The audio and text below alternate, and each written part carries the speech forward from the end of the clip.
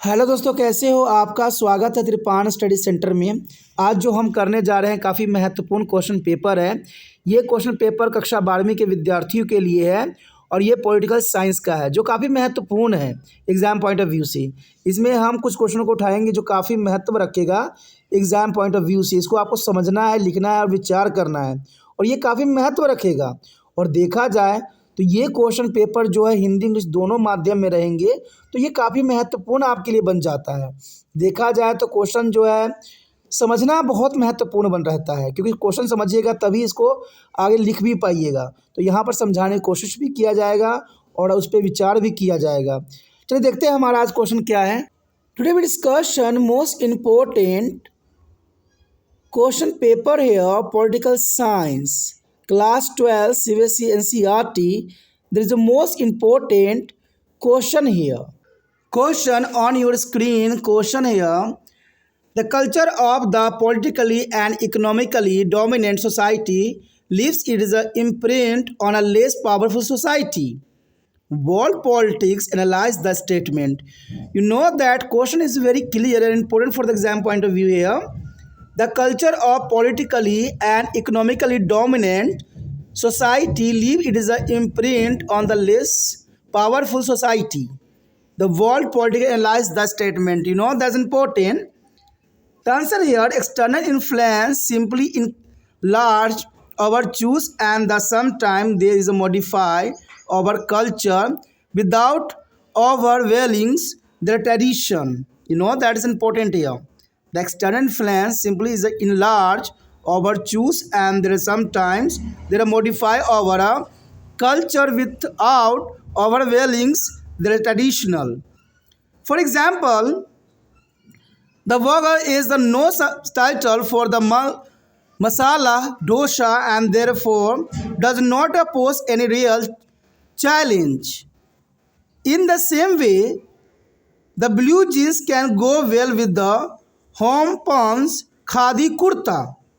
That's important here. The example of burger is a no subtitle to be masala dosa and therefore does not be oppose any real challenge. In the same way, blue jeans can go well with a homespun is a khadi kurta. Globalization broadens our cultural outlook and generate a culture homogenization and making two cultures more different and distinctive. That's important here. The globalization broadens our cultural outlook and generates a cultural homogeneism and making to a culture more different and distinctive here. And this is a dangerous not only for the poor countries but for the whole of humanity. And for it is a lead to be a shrinking of the rich cultural heritage of the entire globe. That's important here. This is a dangerous not only for the poor country but the whole of humanity. The humanity is for it is a lead to be a shrinking of the rich cultural heritage of the entire globe here. That's important. यहाँ पर हमारे समक्ष question आया है कि राजनीतिक और आर्थिक रूप से प्रभावशाली समाज की संस्कृति कम शक्तिशाली समाज पर आसानी से अपनी छाप छोड़ती है. विश्व राजनीतिक कथन का विश्लेषण करें. देखिए क्वेश्चन काफ़ी दिलचस्प और महत्वपूर्ण है और ये काफ़ी महत्व भी रखेगा एग्जाम पॉइंट ऑफ व्यू से कि राजनीतिक और आर्थिक रूप से जो समाज विकसित है, प्रभावशाली हैं, उनका प्रभाव जो है कम शक्तिशाली और पिछड़ी हुई समाज पर पड़ती है. तो इसमें तो कोई दो राय नहीं है, ये बात सही है कि जो आर्थिक तौर से विकसित समाज हैं उनका प्रभाव कम विकसित समाज पे पड़ती है, इसमें कोई दो राय नहीं है और ये सच है. देखिए बाहरी प्रभाव बस हमारी पसंद को बढ़ाती है और कभी कभी वो पारंपरिक पर हावी हुए बिना हमारी संस्कृति को संशोधित कर देती है. और ये बात भी सही है कि बाहरी प्रभाव से हम काफ़ी आकर्षित होते हैं. मान लीजिए कि भारत में आज भी भारत पिछड़ा हुआ देशों में ही गिनती होती है. कारण क्या है? भारत का अपना कुछ भी नहीं है. हम घर में सुबह से लेकर शाम तक जितने भी उपकरण उपयोग करते हैं, शायद ही इक्का दुक्का हो जो भारत में बना हो। नहीं तो जितने भी हम वस्तुओं का उपयोग करते हैं सब के सब विदेशी होती हैं। आपको बता दूं कि सारे देशों से सामान आके भारत में असेंबल होता है, तो हम उस पर जो है वहाँ पर ठप्पा लगा देते हैं मेड इन इंडिया, लेकिन वास्तविकता में वो मेड इन इंडिया नहीं होती है। वो सभी देशों से कलपुर्जे जो है भारत में आते हैं और यहाँ पर जो है उसको असेंबल कर दी जाती है। तो इसका मतलब ये नहीं कि वो भारतीय सामान हो गया। ऐसा कोई कंपनी ही होगा शायद जो भारत का अपना होगा। कहते हैं एक रिलायंस कंपनी है भारत की जो भारत में बनी है, लेकिन आज रिलायंस कंपनी भी विदेशी के ही गुणगान गा रही है। तो यही यहाँ प्रभाव दिखाने को बता रहा है कि हम दूसरी दुनिया के प्रभाव जो है हमारी दुनिया पे पड़ती है। अगर मान लीजिए विदेशों में आईफोन चल रहा है तो हम भी वो आईफोन की मांग करते हैं और इसके लिए हम जितना मर्जी कीमत चुकाने को तैयार होते हैं। तो भारतीय कंपनी जो होगी उन कंपनियों को जो है विदेशों से लाएगी इंडिया में और वो आप तक पहुंचाएगी और मन मर्जी कीमत वसूलेगी। तो देखा जाए तो हमारी जो है जीडीपी से गिरती है, क्योंकि हमारा पैसा जो है वो विदेशों में जाके जो है उनको फ़ायदा पहुंचाता है और हम दूसरे चीज़ों से आकर्षित होते हैं। तो बात समझ रहे हो ना, ये कितनी महत्वपूर्ण है कि हम विदेशी चीज़ों से आकर्षित रहे बिना नहीं रह सकते, क्योंकि वो विकसित देश हैं।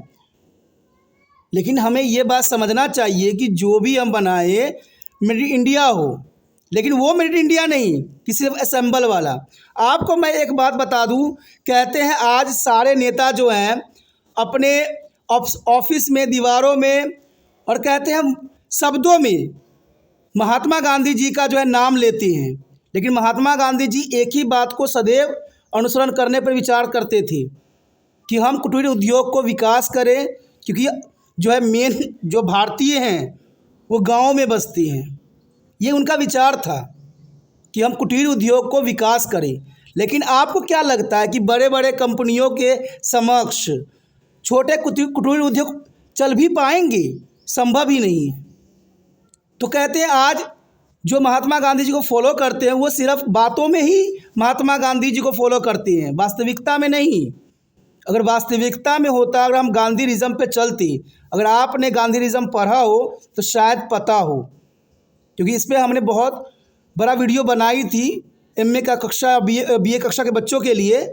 तो उसमें हमने सारी बातों को एनालाइज किया था कि गांधी जी क्या चाहते थे और गांधी जी का क्या विचारधारा था। तो गांधी जी कुटीर उद्योगों पर विश्वास रखते थे। लेकिन क्या आपको लगता है कि आज के युग में, आज के समय काल में बड़ी बड़ी कंपनियों के समक्ष क्या छोटी कंपनियां चल पाएगी? आज तो हमें हर चीज़ स्टैंडर्ड चाहिए। कहते हैं कुटीर उद्योग में बना हुआ चीज़ आपको पसंद ही नहीं आती है। आपको तो वो चीज़ें पसंद आती है जिसमें केमिकल ही केमिकल डाल के आपको परोसा जाता है। कुटीर उद्योग की चीज़ तो आपको पसंद ही नहीं आती है, क्योंकि उसमें धागे निकले हुए होते हैं, क्योंकि मैन मेड है ना। तो यही यहाँ पर मानसिकता हमारे देश का बिगड़ता जा रहा है कि बाहरी जो राजनीतिक और आर्थिक रूप से प्रभावी समाजों का प्रभाव हमारे जो अविकसित देश है उन पे पड़ रहा है। देखिए उदाहरण के तौर पे भी यही बात को दर्शाया गया है कि बर्गर, मसाला, डोसा का कोई विकल्प नहीं है और इसलिए कोई वास्तविक चुनौती पेश नहीं करता है। उसी तरह अगर घरेलू खादी तो कुर्ते के साथ अगर हम नीली जीन्स अच्छी लगेगी तो हम नीली जीन्स ही खरीदेंगे। आज देखिए, आज लोगों ने अपनी भारतीय पहनावा को बिल्कुल ही तहस नहस कर दिया है। आज तो आपको जीन्स चाहिए जो विदेशों में बन के भारत में आए और वहाँ पर लिख दिया जाए मेड इन इंडिया। कहते हैं मेड इन इंडिया लिख देने से मेड इन इंडिया नहीं हो जाता है। जिस प्रकार कहीं भी कुछ भी लिख दो और उसको वास्तविकता कुछ और मान लो, ऐसा नहीं हो सकता। जब तक वो वास्तविकता में जो है प्रूफ नहीं होती, वो चीज़ों का कोई अर्थ नहीं है। कहते हैं आज हर चीज़ के नियम बने हुए हैं, लेकिन नियम का जो है सही अनुपयोग नहीं हो रहा है। कहते हैं गांधी जी के विचारधारा पर स्वच्छ अभियान चलाया गया था, लेकिन आज देखिए सिर्फ 2 अक्टूबर के दिन जो है बड़े बड़े नेता लोग सिर्फ रोडों पर झाड़ू लेके खड़ा होते हैं और फ़ोटो खिंचवाते हैं और अपनी जो है काफिला में बैठते हैं और चल देते हैं। तो इससे मेड इन इंडिया कुछ भी नहीं बनने वाला, ना स्वस्थ भारत बनेगा। सिर्फ गांधी जी के बातों का दिखावा करने से भारत अच्छा नहीं हो सकता है। कहते हैं गांधी जी ने इतना संघर्ष किया, इतना हमें जो है कष्टों से आज़ादी दी सभी लोगों ने मिलकर, उनकी आज़ादी आज हम जो है तहस नहस कर रहे हैं, ख़त्म कर रहे हैं। आज तो कई लोगों से यही बात सुनिएगा मुंह से कि अच्छा था कि हम गुलाम थे। आज़ादी भी आज़ादी किस चीज़ की, जहाँ पर आज़ादी ही ना हो। तो आज ये सबसे बड़ी चुनौती बन गई है विकासशील देशों के लिए, विकासशील समाजों के लिए, कि विकसित समाज का प्रभाव जो है विकासशील समाजों पर सबसे अधिक पड़ रहा है। देखा जाए तो वैश्वीकरण हमारे संस्कृति दृष्टिकोण को व्यापक बनाता है और संस्कृति एकरूपता उत्पन्न करती है, जिससे संस्कृतियां अधिक भिन्न और विशिष्ट बनती है। तो ये काफ़ी महत्वपूर्ण बात है कि वैश्वीकरण हमारे संस्कृति दृष्टिकोण को व्यापक बनाता है।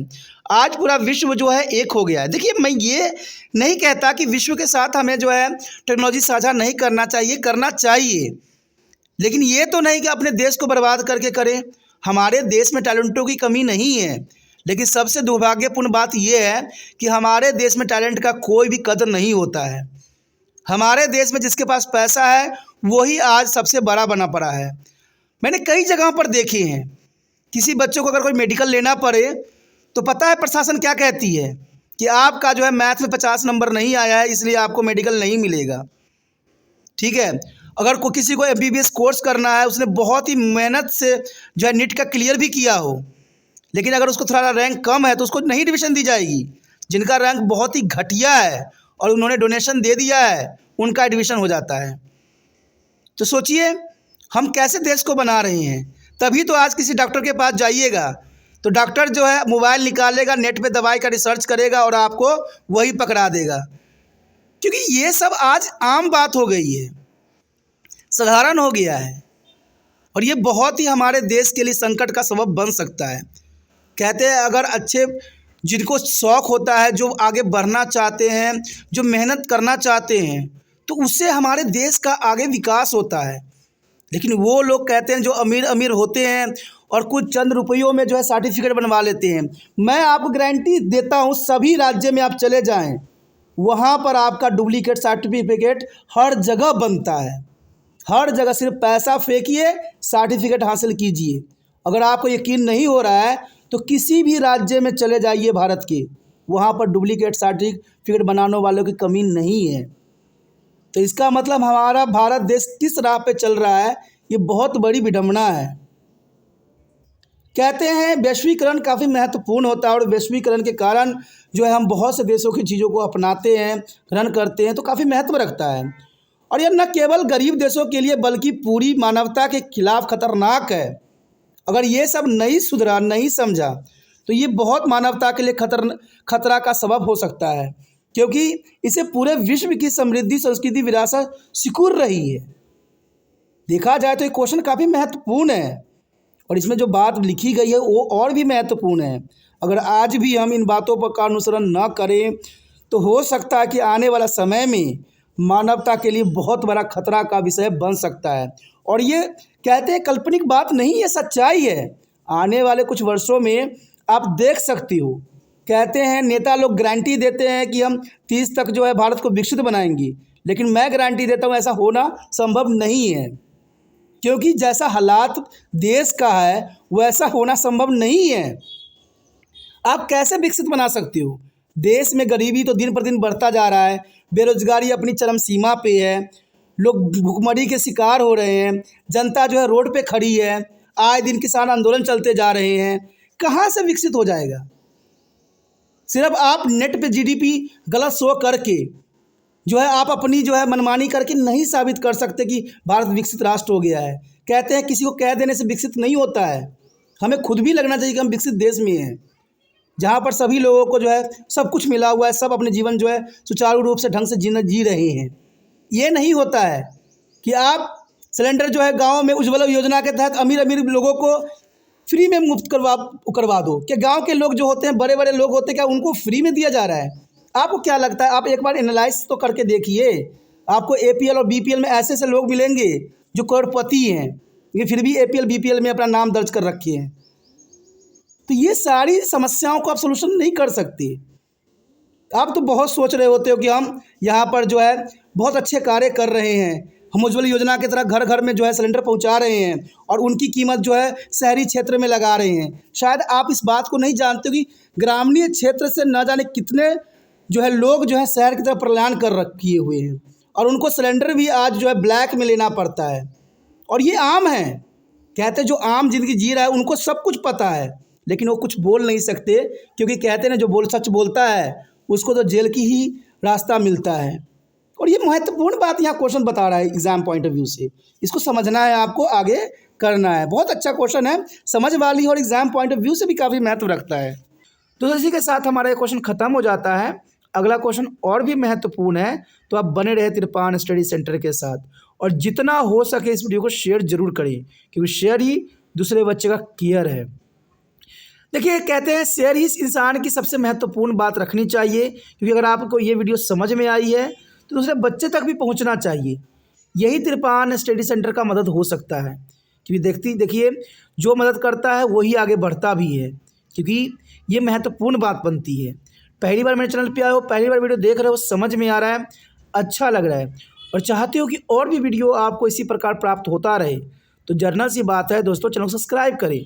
सब्सक्राइब कीजिएगा तभी ये मोबाइल में आपका सेव हो पाएगा। और आप सोचिएगा कि ये तो 12वीं तक ही है, इसको आगे हमें ज़रूरत नहीं पड़ेगी, तो ये मत सोचिए, क्योंकि तिरपान स्टडी सेंटर 6th क्लास से लेके MA तक के बच्चों के लिए महत्वपूर्ण है। तो आने वाला समय में भी तिरपान स्टडी सेंटर आपके लिए महत्वपूर्ण चैनल बन सकता है और आपके जो पीछे आ रहे हैं बच्चे उनके लिए भी महत्वपूर्ण हो सकते हैं। तो इसलिए सोचिए नहीं, विचार न कीजिए, अभी तिरपान स्टडी सेंटर सब्सक्राइब करके अपने मोबाइल में सेव कीजिए।